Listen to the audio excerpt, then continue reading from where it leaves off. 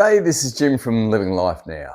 Today we're looking at how you'd spend the day after arriving in the cruise destination port of Dover. As the ship approaches the coast, the first thing you will notice is the white cliffs of Dover. The iconic chalk cliffs, hopefully bathed in sunlight, or it could be a bit foggy and creating a mystic, moody feel. Either way, it's best to be up early for the sailing. As you near the port, you might notice the Dover Castle, sitting high on the hills, standing watch over the English Channel for centuries.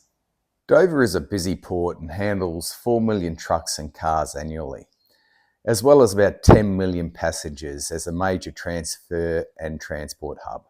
The town only has a population of around 31,000 and covers around about 12 square kilometres. The famous White Cliffs attract over 500,000 visitors annually, and the historic Dover Castle about 350,000 visitors annually. So expect to share it with a few other tourists. Now, Dover Castle is often called the key to England. It is one of England's largest castles and has played a crucial role in their defence for over 900 years. The castle was designed to show its royal power. Its great tower was built by Henry II in the 12th century and stands as a testament to medieval engineering. Strolling through the tower will provide a sense of royal life in the Middle Ages. The secret wartime tunnels is a view into the more modern times and both world wars. The tour of the tunnel is equipped with light and sound effects, giving visitors a real sense of the time. Now, from the top of the tower, you can experience the commanding views. On a clear day, you might even see the 35 kilometres back to the French coast. Your admission ticket will cost you around about £30, and there's an option to do a donation there of £4, I think. It includes the tower, the Great Tower. It includes the tunnels and the grounds. Now, you may wish to start or finish your day with a walk on top of the White Cliffs of Dover. It's a short taxi or shuttle ride to the visitor centre and start of the walking trail. There are both short and long loops available to suit your fitness and timeline. If you want to spend your whole day in Dover, you can also go out and see the South Foreland Lighthouse and Dover Museum, as well as stroll around the local shops. Now, there's enough to see in Dover to fill in the whole day, but if you're up for a really big day, a visit to Canterbury would be the go. Now, Canterbury is approximately 35 minutes by train or taxi to travel the 32 kilometres. Trains run frequently from Priory Station to Canterbury and is the economical option. Now, once you're in Canterbury, you must take advantage to see the oldest and most famous Christian structures in England and the seat of the Archbishop. It's a UNESCO site with its Gothic architecture, crypt and stained glass windows. Now, if you're not into churches, Canterbury offers medieval streets and shopping along narrow cobblestone streets lined with tree-framed houses, boutique shops and charming cafes. Wander the King's Mile, which is a pedestrian street, to find a souvenir or a local meal. You can easily spend a full day in Canterbury exploring Roman museums, St. Augustine's Abbey, the beautiful river and gardens, just to name a few. But time becomes your enemy here, with both Canterbury and Dover having so many attractions and so much to offer.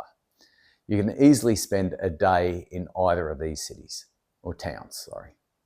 We're likely to head to Canterbury first. We always like to go to our furthest attraction and kind of work our way back to the ship, just for safety's sakes. Now, we'll go to Canterbury, we'll take it to the cathedral, we'll take in the river, and then we'll get the train back to Dover, we'll head up the castle, take in Dover Castle, and then if we've got the energy, we'll have a nice walk along the White Cliffs of Dover in the afternoon. Therefore, it really becomes a decision either to immerse yourself in one of these or go for broke and do both. Now, if you do both, it's a big day, but it can be done, and I think it'd be well worth it. But this may depend on how long you've got in port. To make your decision even harder, you also have an option here to go to London. Now, fast trains are available although take into account transfers to and from the station. It may be a little bit longer to take a coach tour to London, probably be the quicker option once you take those transfer into account. Now, I'm not going to go right into London here. London is an amazing city, and you haven't been there, you probably need to get to London. I'd say most cruisers have already been to London, but if you haven't, London's the go. Get yourself to London, you'll never regret a trip to London. So for the Crown Princess World Cruise 2025, we'll be in port at 7 a.m. in the morning. Sunrise that day is at 5:17. So wise to get up early, get out on the balcony or get on those upper decks and enjoy this beautiful sailing. We are fortunate enough to have 15 hours in port this day, so there's ample time to explore both Dover and Canterbury, as well as make your way to London or even head into some smaller townships in Kent.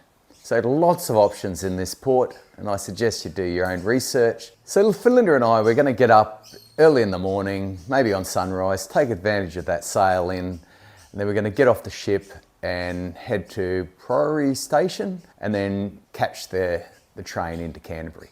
Now once we're in Canterbury, we'll take in the cathedral, the gardens, the walk, do a bit of souvenir shopping, and then we'll make our way back to Dover. Now Dover, then we'll head up to the castle in the early afternoon and we'll enjoy some time in the castle before making our way to probably the White Cliffs of, walk along the top of the White Cliffs of Dover, if we've got the energy, or we might just sit back with a gin and tonic in true English fashion and take the afternoon in. We'll see how it all plans out, but this will be a lovely trip. I'm always surprised that some of these ports that initially I wasn't excited about, but once I do a little bit of research, they become live and wake up for me, and I'm excited about this one too. So yeah, Dover looks like a great port. Anyway, if you enjoyed this, give it a thumbs up, hit that subscribe button, and we'll see you next time. Uru.